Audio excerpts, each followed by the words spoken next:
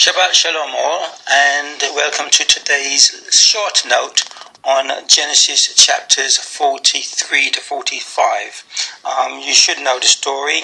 What we'll be covering today is the brothers' second trip to Egypt to get food from Joseph after he sent them back, and saying that they have to bring the younger son Benjamin before they can get any more food.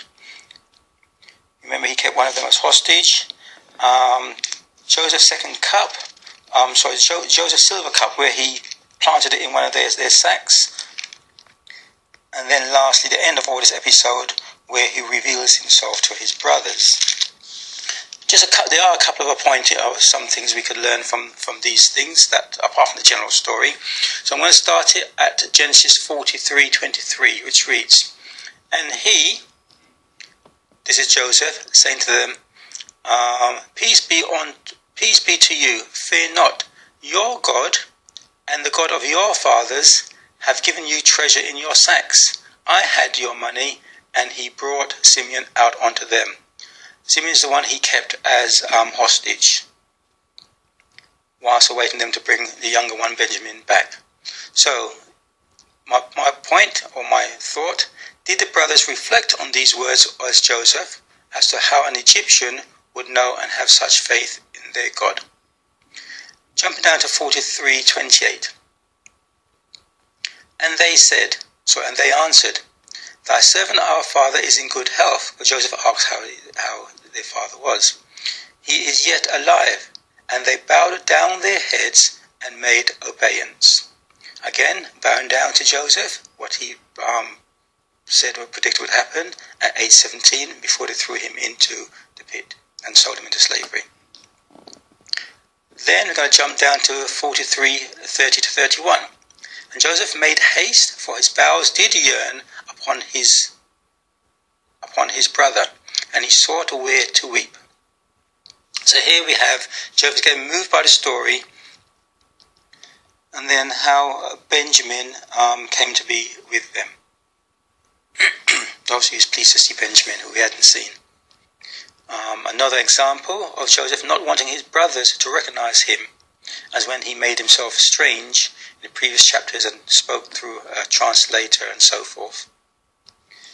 Then after Joseph reveals himself to them, we come on to verse 43:32, where they set a meal for the brothers to eat with Joseph, and it reads, "And they set on for him by himself, and for them by themselves, and for the Egyptians which did eat with him by themselves, because the Egyptians might not eat bread with the Hebrews, for that is an abomination unto the Egyptians."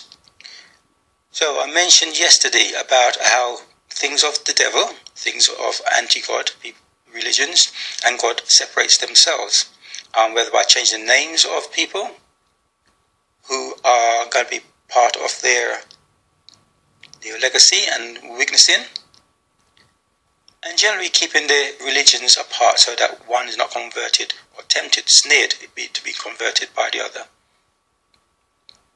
We gave you some examples yesterday, but the one I'm going to call on today is 2 Corinthians chapter 6 verse 15, which says, "And what concord have Christ, the Messiah, with Belial? Or what part have he that believeth with an infidel?" In other words, they both keep themselves separate.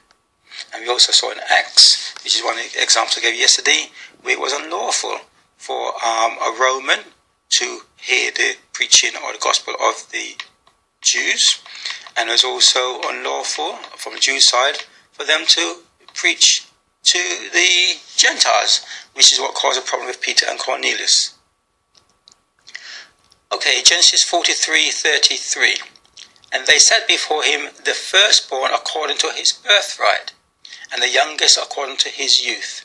And the men marveled one at another." I highlight this verse as another example of the law given through Moses being kept before it was given to Israel.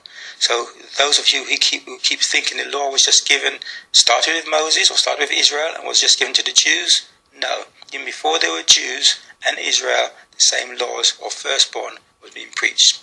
We covered it with when Jacob and Esau had this thing about a birthright.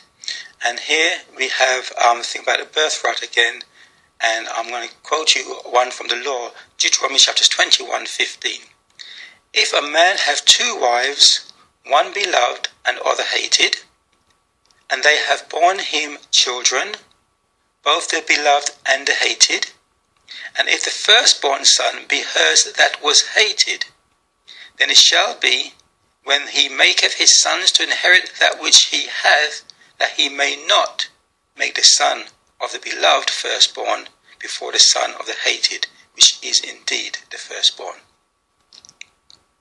So the law of firstborns existed way before, as did the law of first fruits existed before. Okay, going to jump down to chapters 44, which is the incident of hiding the cup in their sacks and then catching them and bringing them back. I'm going to use verse 5 and verse 15 to highlight the word divineth. 44:5 says, Is not this it in which my Lord drinketh, and whereby indeed he divineth? So when they caught up with the brothers on the way back to their father and claiming that Joseph's cup has been stolen, and that's what the guard said to them when they found the cup. Why have you stolen this cup? Don't you know this is what my master uses for divining? And then Joseph himself says in verse 44:15, And Joseph said unto them, What deed is this that you have done? Don't you know that such a man as I can divine? And divine strictly means a better translation of the Hebrew word is making trial. But even if we understand it as fortune telling or prediction, Joseph is given a reason as to how he knew they had stolen the property.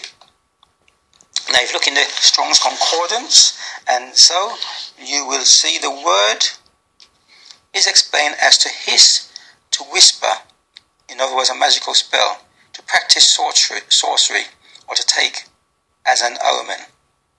And the references for that is 1 Kings chapters 20:33.